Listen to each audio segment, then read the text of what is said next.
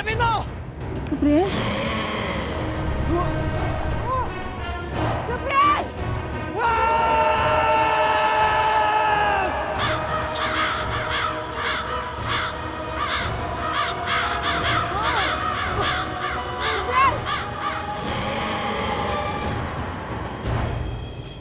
Hindi ikaw ang sugo. Ang totoong sugo lamang ang makakalapit.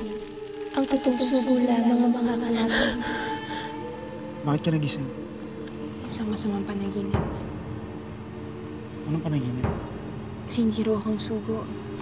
Angeles, pagkatapos ng lahat ng kunento sa atin ni Gabriel, ang lahat ng kaya na gumugulo sa kanya, paano kung hindi pala akong sugo? Paano kung si Gabriel pala? Kung totoo ang pagmamalasakit mo kay Alvina, iwan mo na kami. Huwag kang ipokrito, Agilus. Mahal ko si Alvina. Kaya hindi ko siya maaaring iwan. Kung ganun, lalabanan kita para kay Alvina. Hindi kita urungan.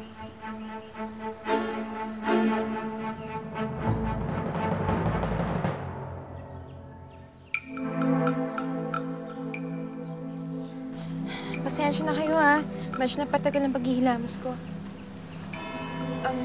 May pinag-uusapan ba kayo, ha?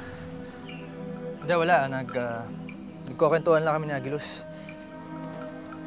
Tara, alis tayo.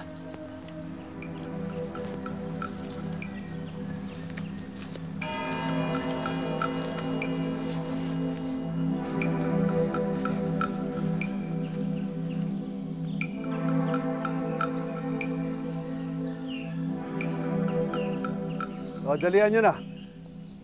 Ngayon kasama natin sila Wiswis at Pagaspas. Maaari na tayong maglayag, paabila, para katagpuin sina Alvina at Agilus.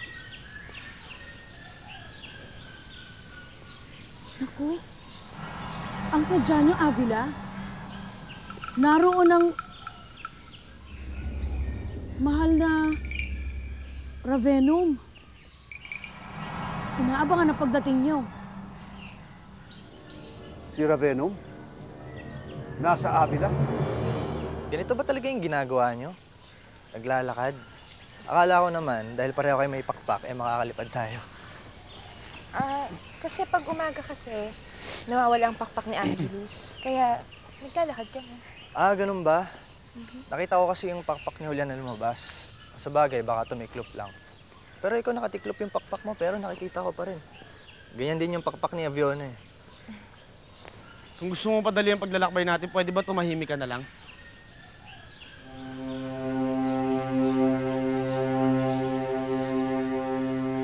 May nasabi ba ako? Basta ito na ang lahat. Tandaan niyo na, ho. Mag-iingat kayo. Baka mamaya kayong tamaan yan. Samahan ko to po sa plano natin to. Bakit, ho? Simple, kung pagtakas lang ang layunin natin. Wala hong mataas na layunin na nakukuha sa madalian. Isipin niyo na lang yung mga anak ninyo, mga kamag-anak ninyo. Ginagawa natin to para sa kanila. Sige na, baka mami makakita pa sa atin ito. Dalian nyo. Mag-iingat kayo, ha? Agilus! Agilus, sandali lang. Ano ba, Agilus? Alvina, alam mong masakit para sa akin na maalala si Aviona. Agilus, hindi naman yun alam ni Gabriel. Nagmamaang-maangan lang siya. Alam niya kung ano sasabihin niya para saktan ako. Ano bang pinagsasabi mo? Kaibigan si Gabriel. Kung hindi dahil sa kanya, hindi ako matututong lumipad. Oo nga naman. Wala naman kami kinalaman ni Dakil sa kakayahan. Ano bang nangyayari sa'yo? Nagtataka lang kung ba't ang bilis ng pagtanggap mo sa kanya. Baka katulad siya ni Aviona, sinabihan. O kaya hunyango siya. Mas matagal ko nang kilala si Gabriel kaysa sa'yo, Agnes. Mas mahabang pinagsamahan namin. Mahaba rin yung pinagsamahan namin ni Aviona. Tingnan mo kung ano nangyari sa kanya.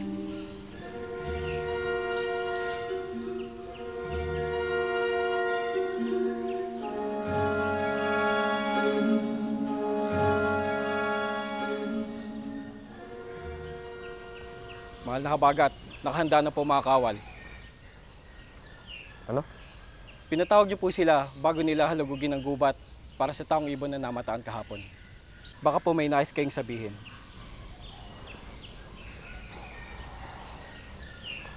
Wala. Kalimutan ko na. Sige, mag-umpisa na kayo.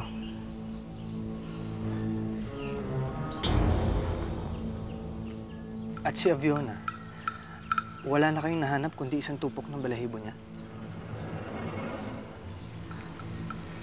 Katulad mo, bigla na sumulpot dito sa Aviona. Kaya naghihinala si Agilus na baka sinapian ka rin at pinadala ka dito para guluhin ang misyon namin. Nung nasa Aliwalas ako, nabanggit sa akin ang pinagdaanan ni Agilus at ni Aviona. Kung totoong pampagulo lang si Aviona sa inyo, yun ay dahil gusto niya lang maagaw si Agilus mula sa'yo. Pero ako ang huling taong gugulo sa isip mo. Dahil mahalaga ka sa akin. Alam ko mahalaga ang misyon mo sa'yo. Kaya mahalaga na rin ang misyon mo sa akin. Dahil Dahil ano pa, Gabriel? noong umalis ka sa Tierra Fuego, magkaibigan ang turingan natin. Pero ngayon may gusto sana ako aminin sa'yo eh. Kasi Maglakbay na tayo. Habang nagkukwentuhan kayong dalawa dyan, nalilipasan na tayo ng araw.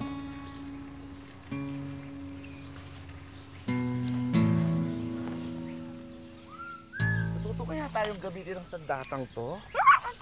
Gaano ba kahirap gamitin ito? Ito, oh. Uy! Tamo to, oh. Tamo to. Para sa kaya to? Oh?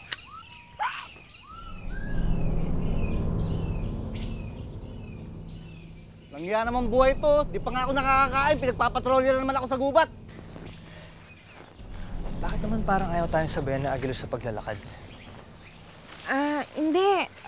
Ganyan lang talaga sa Agilus. Gusto niya kasing sinisipat niya muna yung daraanan bago ako eh. Naalala mo ba nung pinapasyal kita sa asyenda nun? Ganito tayo maglakad nun eh. Magkahawak kamay. Parang ibang mundo na yata yun, Gabriel. Nasa parehong mundo pa rin tayo, Alvina. Basta't hawak natin ang mga alaala at damdamin ng mundong sa mga puso natin. Kahit kailan hindi yun mawawala.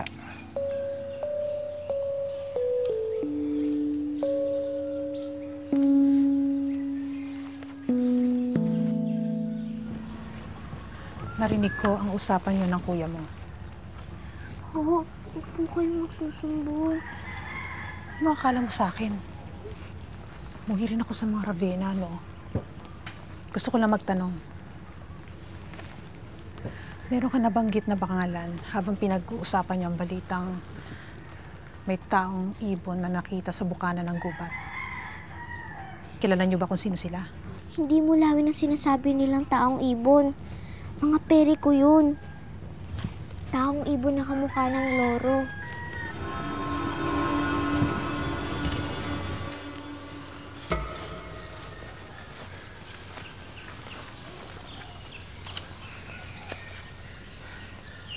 Tama si Dakila.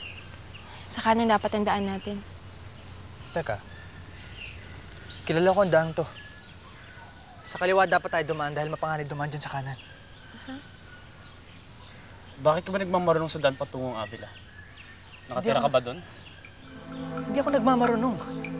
Nadaanan ko na yung landas na yan, kaya alam ko mapanganib dyan. Pero yan daw ang daan. Papunta sa lugar na dapat natin puntahan. Paano mo pwede tayo umikot? Marunong ka pa sa amin. Di ba hindi mo naman alam ang tirahan mo? Eh di mas marunong nga ako sa'yo. Tinatawag mo ba akong tanga? Ano ba kayong dalawa? Kung pareho nila akong guguluhin, baka mas mabuti pang huwag nila akong samahan.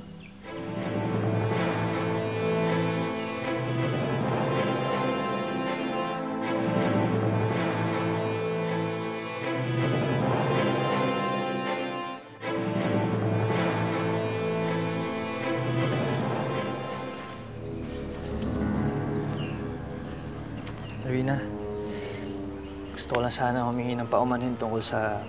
Ganyan ba kayong mga lalaki? Puro kompetisyon na lang lahat ng bagay? Gusto ko lang naman kayong ilayo sa kapahamakan eh.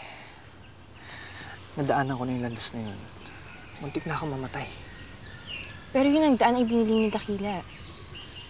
Sa akin lang naman, baka naman makahanap tayo ng ibang daan para makaikot dun sa landas na yun. Ayoko mawala ka sa akin. Hindi ko na kayang mawala ka ulit sa akin.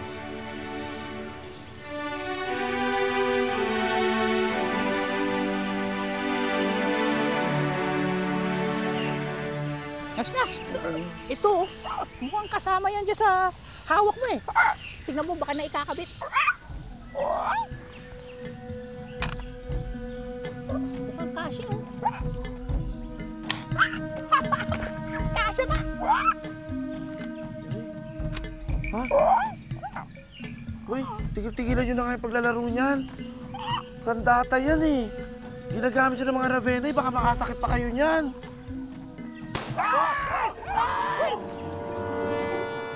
Galing mo doon ah.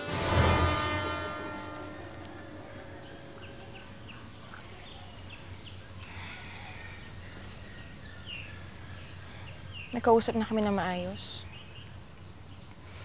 Napagkasunduan namin na sundan ang mungkahi ni Gabriel. Bakit ba hindi ako nasorpresa? Alam mo, simula nang dumating siya, kulang na lang maglumuhod tayo sa harapan niya. Agnes, pwede ba? Wala na ako sinabi. Kasi na gustong pumunta, doon tayo pupunta.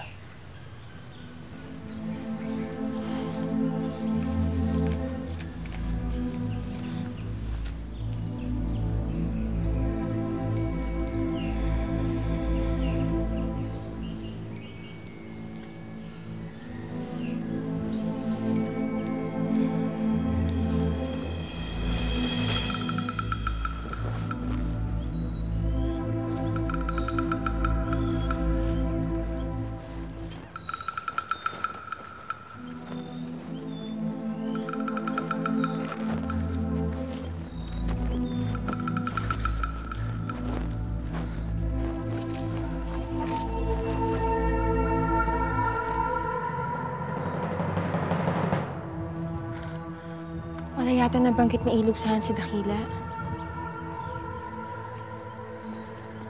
Ito ang gustong landas ni Gabriel, di ba? Pues magpahinga muna kayong dalawa. At gagawa nga ba ninyo lingkod ng balsa na pwede nating masakyan?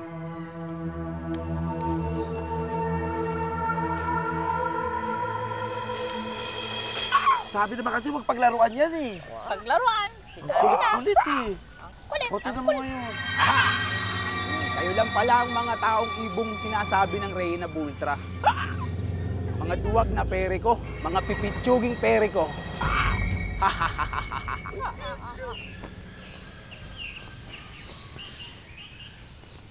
Maaari ba kitang tulungan dyan sa trabaho mo para mapabilis? Kaya ko na to. Gilus, sana man lang kahit sa harap ni Alwina ay magkaayos tayo para hindi siya nahihirapan. Nangako kong paglalaban si Alvina. Huwag mo sabihin umuurong ka na. Ikaw ang naghamon ng labang ito, Agilus. Hindi ako umurong sa hamon.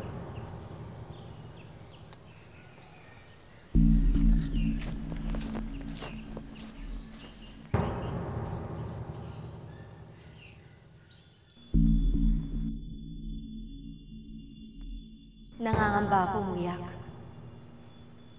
Nararamdaman kong mas malaki pang trahedya ang haharapin ni na Alwina. At hindi nakakatulong ang hidwa ang namumuo sa kanilang tatlo ngayon. Anong klaseng trahedya, Linang? Hindi ako nakakasiguro, Muyak. Pero nararamdaman ko sa puso't kaluluwa ko na hindi titigil ang pagluha ni Alwina hanggat hindi siya nakakarating sa puno ng Mulawin. Magpasalamat na lang tayo at nasa kamay na nilang muli ang huling berding binhi ni Lourdes. Makakatulong ito kung sakali mang may mapahamak sa kanila. Huwag kang pakasiguro, Muyak. Hindi nagdudulot ng seguridad ang berdeng binhi. at namimili rin ito ng hahawak sa kanya. Bakit sa tingin mo, kahit ninakaw ito ng mga Ravenan nang umaklas sila sa mga mulaw, itinulot pa rin ng tadhana na mapasa kamay ito ni Lourdes? Masama ang kutob ko, Muyak. Huwag sana mangyari ang nakikita ko sa hinaharap.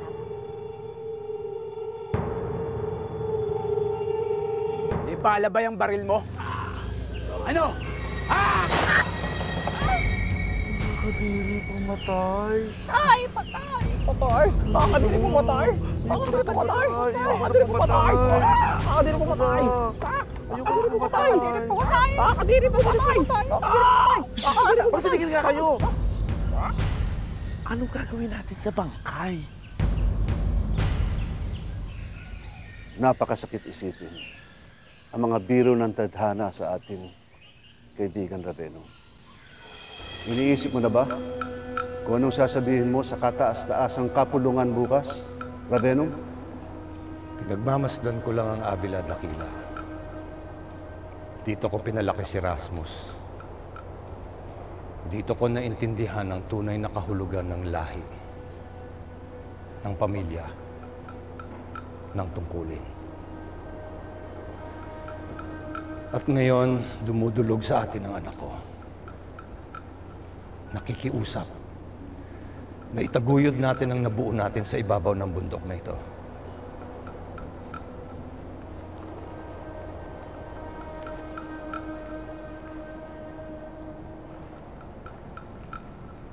Mahal ko ang lahi natin, Dakila.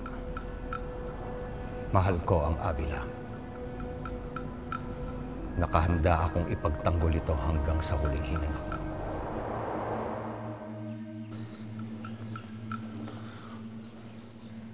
Dakila, pinatatanong ng mga kasamahan natin kung tutuloy tayo sa Avila. Oo. Naalala ko lang ang sinabi sa akin ni Ravenong na siya ang magiging tagapagtanggol ng Avila hanggang sa huli niyang hininga. Nakakatawang isipin ngayon na siya pa ang manlulupig nito. Mami? Mami, pinapatawag niyo daw po ko. Gusto ko lang malaman kung ano pinag-usapan niyo ng ama niyo nung isang araw.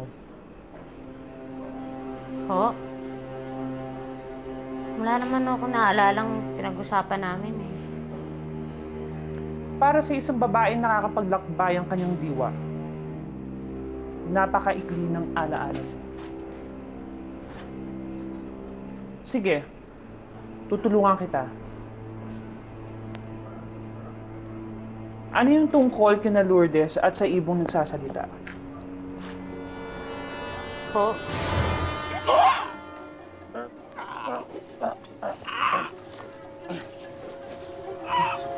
Okay na ba yan?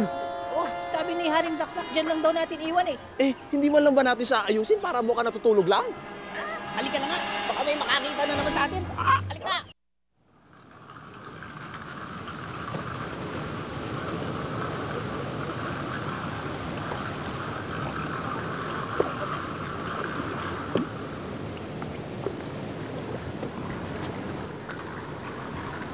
Teka.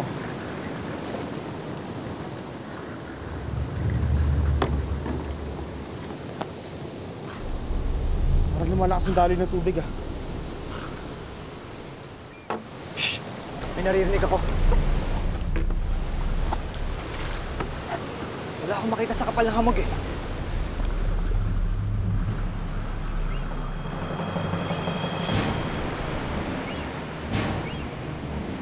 Ang balsa! Papunta ang balsa sa talon! Alvina, Gabriel! Kumapit kayo!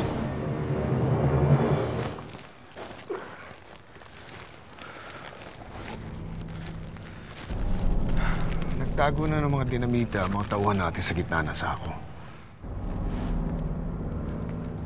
May papasok ang mga sakong to sa imbakan na walang problema. Sigurado ba kayo dito, Sir Lucio? Ricardo, hindi ngayon ang tamang panahon para paghinaan tayo ng loob. Hoy!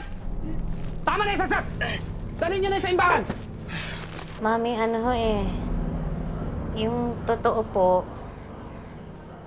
di ba nagkaroon po ako ng pangitain na may taong ibon nung biglang susulpot dito sa Tierra Fuego. Nakita ko po na magkakutsaba ho sila ni Aling Lourdes. Imbis ho na taong ibon yung nasabi ko, ibong nagsasalita po yung nabanggit ko. Anak, hindi mo ba alam na masama magsinungaling sa magulang? Pati ako nasisilip ko ng mga buta sa mga kwentong hinahabi mo. Ngayon, bago maubos ang pasensya ko, magsabi ka ng totoo.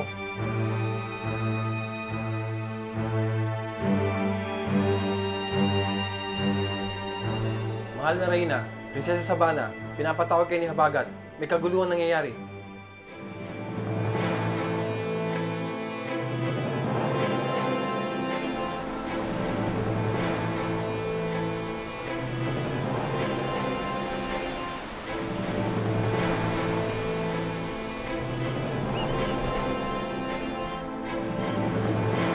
Lumipat ka na sa pampang, Alwina! Ano kayo may iwan?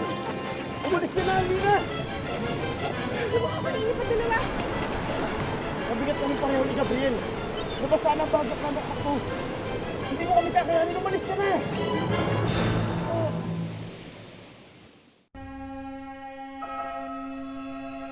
Anong nangyari dito, Habagat? May bumaril sa isa sa mga kawal natin. Asentado.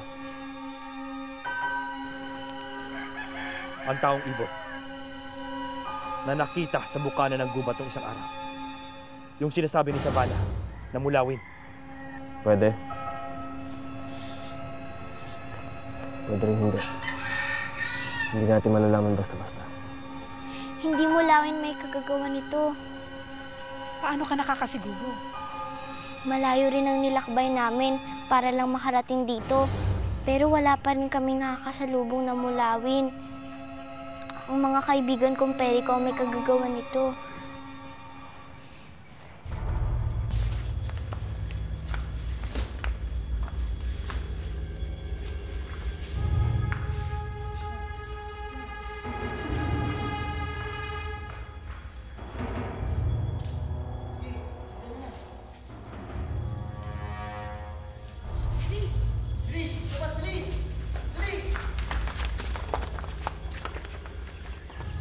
Nawawalan na ako ng pasensya sa mga pangitain mo sa Savannah.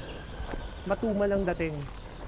Kapag dumating naman, pagkatapos ng pangyayari, kailangan namin ng tulong sa mulawin na nagasik ng lagim sa Tierra Fuego. Pero Mami, wala pa po kasi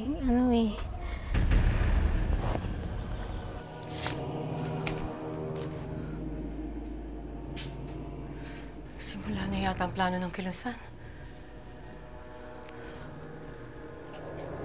Kailangan makasilip ako sa labas para makita ko kung ano nangyayari. Siguraduhin yung wala makakatakas. Rasmus, baka gusto mo sumama para imbestigahan ang nangyari. Mahal na Reyna, bumalik na ho kayo sa mansyon kasama ng prinsesa. Hindi, sasama ako sa inyo. Ipatid mo siya sa isang kawal.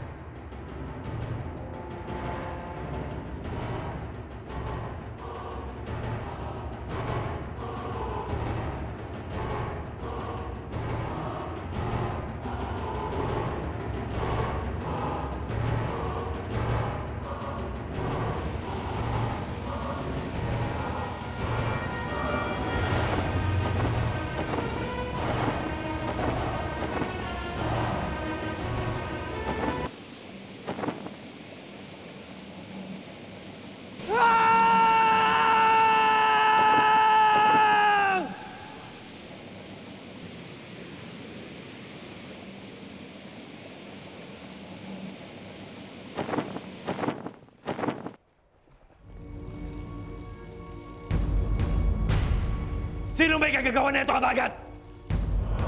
Pagkakalapit at pagkikita ng taong ibon, sa pagsabog ng imbaka natin ng pagkain, iisa lang ang maaaring gumawa nito. Pues, hanapin niyo siya! pugutan nyo ng ulo at dalihin nyo siya sa akin sa lalo madaling panahon!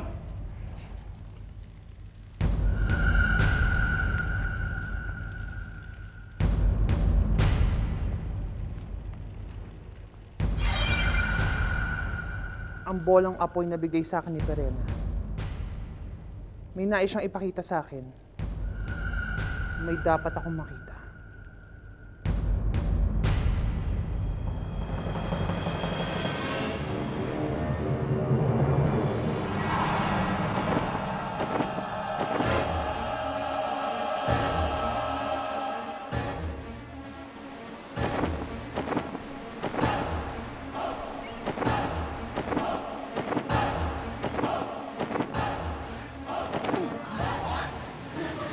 Si Aguilos.